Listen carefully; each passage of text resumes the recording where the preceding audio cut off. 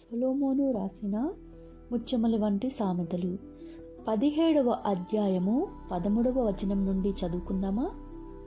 మేలుకు ప్రతిగా కీడు చేయువాని ఇంట నుండి కీడు తొలగిపోదు. కలహారంభము నీటి గట్టున పుట్టు ఊట వివాదము అధికము కాకమునుపే దాన్ని విడిచిపెట్టుము.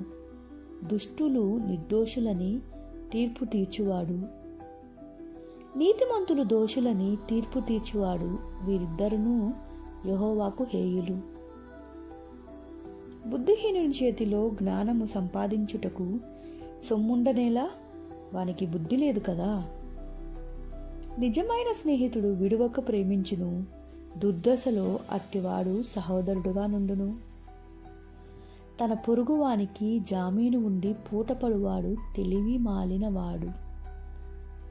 కలహప్రియుడు దుర్మార్గప్రియుడు, తన వాకిన్లు ఎత్తు చేయువాడు నాశనము వెదుకువాడు. కుటిలవర్తనుడు మేలు పొందడు, మూర్ఖముగా మాట్లాడువాడు కీడులో పడును. బుద్ధిహీనుని కనిన వానికి వ్యసనము కలుగును, తెలివిలేని వాని తండ్రికి సంతోషము లేదు. సంతోషము గల మనస్సు ఆరోగ్య కారణము, నలిగిన మనస్సు ఎముకలను ఎండిపోజేయును. న్యాయ విధులను చెరుపుటకై దుష్టుడు ఒడిలో నుండి లంచము పుచ్చుకొనును. జ్ఞానము వివేకము గలవాని ఎదుటనే ఉన్నది, బుద్ధిహీనువి కన్నులు బూదిగంతములలో ఉండును.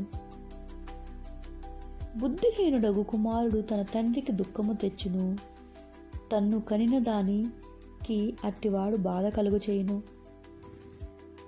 నీతిమంతులను దండించుట న్యాయము కాదు, అది వారి యథార్థతను బట్టి మంచివారిని హతము చేయుటే. మితముగా మాట్లాడువాడు తెలివి గలవాడు, శాంత గుణము గలవాడు, వివేకము గలవాడు. ఒకడు మూఢుడైనను మౌనముగా నుండిన ఎడల జ్ఞాని అని ఎంచబడును. అట్టివాడు పెదవులు మూసికొనగా వాడు వివేకి అని ఎంచబడును. 17వ అధ్యాయం ఇంతటితోటి అయిపోయినది. రేపు మిగతా 18వ అధ్యాయం నుండి చదువుకుందాం. నా ఛానల్ని సబ్స్క్రైబ్ చేసుకోగలరు. ఇట్లు మీ అనుశ్రీ మెండు. Thank you.